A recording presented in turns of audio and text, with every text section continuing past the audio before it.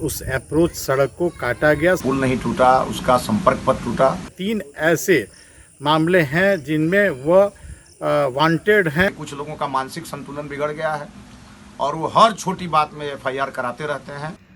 बिहार के गोपालगंज में सत्तरघाट पुल के पास अप्रोच सड़क ध्वस्त होने का मुद्दा अब राजनीति की भेंट चढ़ चुका है। अप्रोच रोड बहने के बाद मैं मीडिया ने इससे जुड़े तमाम पहलू आपको दिखाए थे। आपको बताया था कि सड़क ढहने की चेतावनी देने वाले मुखियापति संजय राय समेत कई ग्रामीणों पर ठेकेदार ने काम में बाधा पहुंचाने का आरोप लगाते हुए मुकदमा दर्ज कराया था।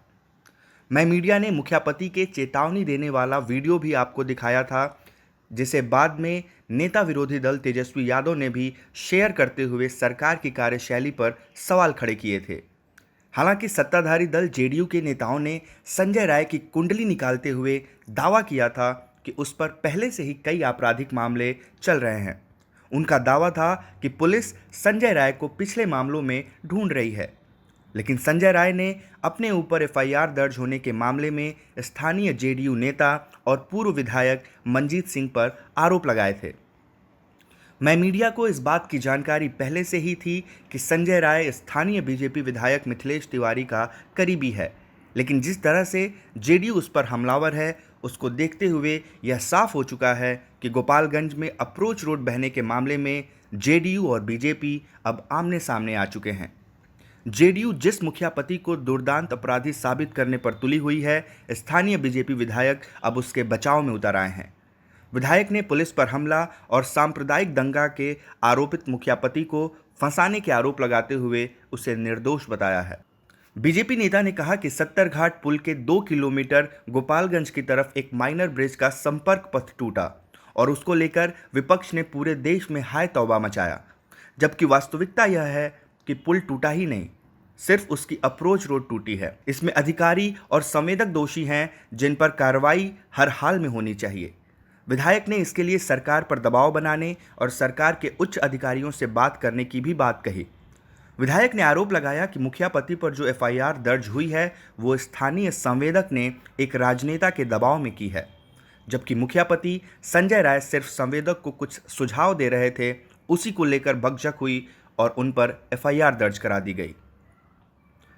सत्तरघाट पुल के 2 किलोमीटर गोपालगंज की तरफ एक माइनर ब्रिज का संपर्क पर टूटा और उसको लेकर के पूरे देश में हाय तौबा मचा हुआ है विपक्ष के द्वारा, जबकि वास्तविकता ये है कि पुल नहीं टूटा, उसका संपर्क पथ टूटा।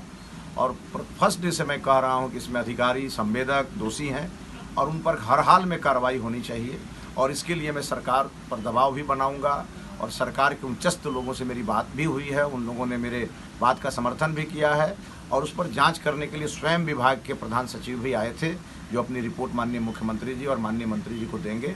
मुझे विश्वास है कि इस पर सरकार सीधी कार्रवाई करेगी और ऐसे अधिकारियों को नहीं बख्शेगी। इसी बीच मुझे सूचना मिली है कि वहाँ के मुखियापति श्री संजय राय पर एक एफआईआर किया गया है। मुझे बताया गया है और इसको न्यूज में भी चलाया जा रहा है, ये सरकार द्वारा किया गया है। पहले तो मैं इसको पूरी तरह खंडित करता हूँ, ये पूरी तरह भ्रामक खबर है। सरकार के द्वारा कोई एफआईआर इस सत्तरघाट ब्रिज के संपर्क पर टूटने को लेकर संजय राय पर नहीं हुआ है। वहाँ एक कोई संवेदक काम कर रहे थे, वहाँ के स्थानीय संवेदक थे। एक राजनेता के दबाव पे उस संवेदक ने संजय राय के ऊपर एक एफआईआर कराया है। इससे सरकार का कोई लेना देना नहीं। जो मैंने पता किया उसमें ये पता चला है कि उस संवेदक को संजय राय जी कुछ सुझाव दे रहे थे जो उसको बुरा लग गया और उन्होंने उनसे और संजय राय जी का कोई कहा सुनी हुआ, जिसको लेकर के वो जाके स्थानीय थाना में एफआईआर उन्होंने कर दिया और इन पर मुकदमा दर्ज हो गया। मैंने सरकार और शासन के सभी पदाधिकारियों से अपील किया है, कहा भी है, इस मामले की जाँच करिए।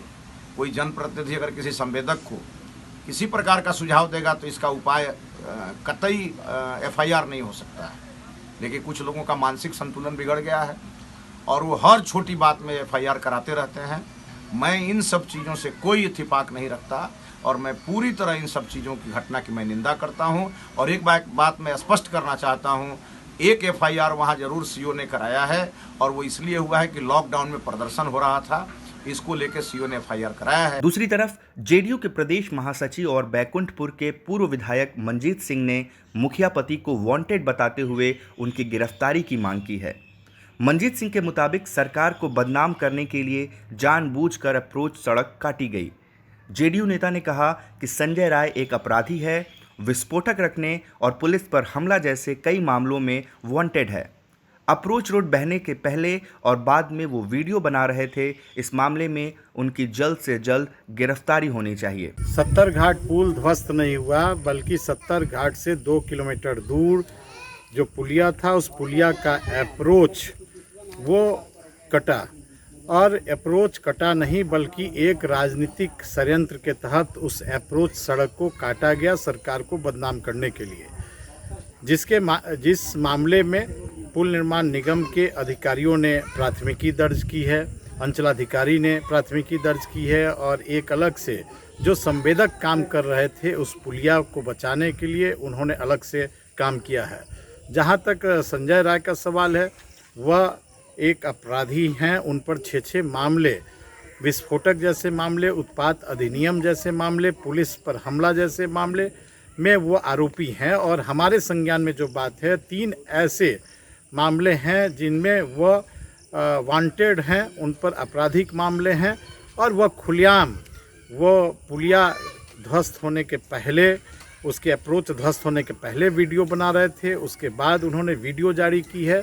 ऐसे मामले में हम जिला प्रशासन से यह मांग करते हैं कि त्वरित रूप से इस विषय को जांच करके, और जो ये वांछित अपराधी हैं संजय राय, उनको पुलिस को तुरंत गिरफ्त में लेना चाहिए, क्योंकि उन्होंने सरकारी संपत्ति को विनष्ट किया है और वो किसी न किसी राजनीतिक दल से जुड़े हुए लोग हैं, जिसके कारण इस तरह की घटना का उन्होंने अंजाम दिया है। इस पर त्वरित प्रशासन को कार्रवाई करना चाहिए। उधर पुलिस कप्तान मनोज तिवारी ने बताया कि गिरफ्तारी के लिए छापेमारी चल रही है।